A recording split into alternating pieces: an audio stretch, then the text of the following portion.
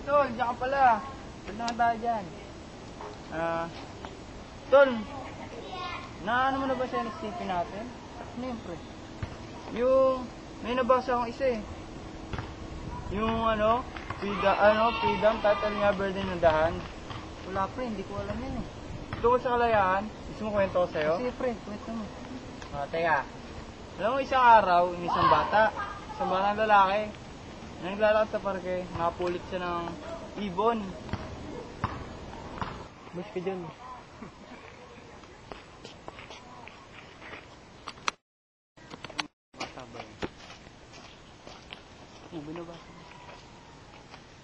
Nakita niya nga ang ibon. Kinuha niya ito.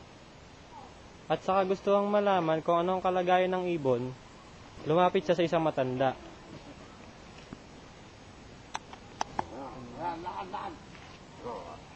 Sabi ko ako una eh.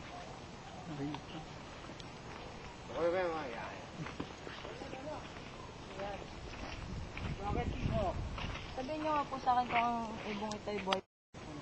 Kapatid na yan. Tandang lalaki ay malalim na nag-isip at sabay sinabing, Kung sasabihin ko ang ibon na yan ay patay na, agad mong bubuksan ang iyong kamay at sasabihin buhay pa.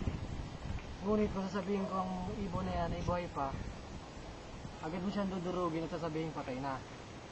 ang bata ay biglang napaisip sa sinabi ng matandang lalaki. Iho, ang kasagutan sa iyong mga tanong ay nasa iyong mga kamay. Sige po, Lolo. Maraming salamat po. Sige, Iho. Ang bata ay napaisip sa sinabi ng matandang lalaki.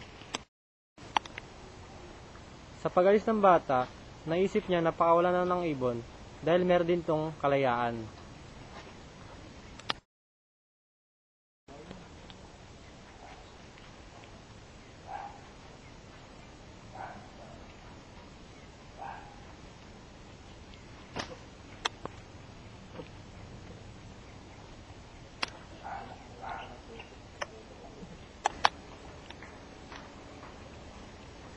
Doon na nagtatapos ang kwento.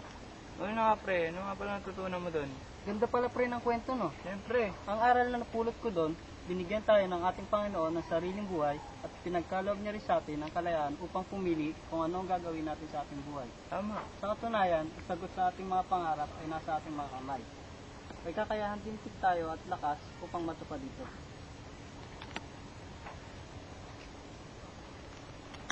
Pasok. Pre, Pre, dito pala kayo ha. Kaya na pa nga kami nandito eh. Kaya pala kayong nahanap eh. pala eh. Kaya pala kayong nahanap eh. Uy, yung mga gamit natin may nagbabantay. Wala nga eh. Uy, tara. Tara tayo. Gangster ako ah.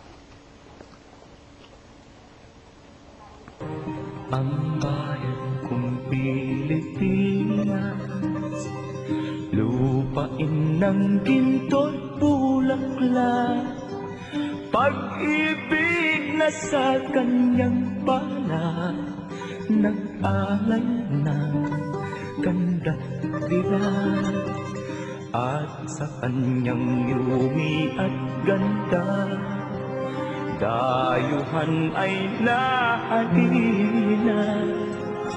Bayan ko, binihag ka, nasadlak sa dusa.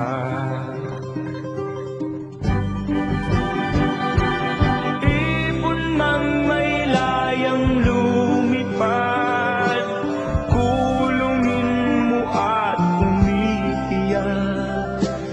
Bayan pa kayang sakdal dilat, ang di magnasang makaalpas. Pilipinas kong minumutya, pugad ng lupa